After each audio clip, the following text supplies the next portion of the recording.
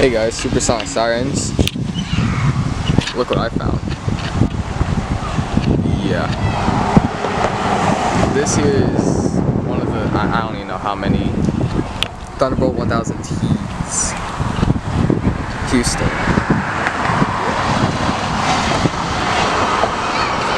Yeah, it's at a school, as you can probably hear the children screaming, but it's all good.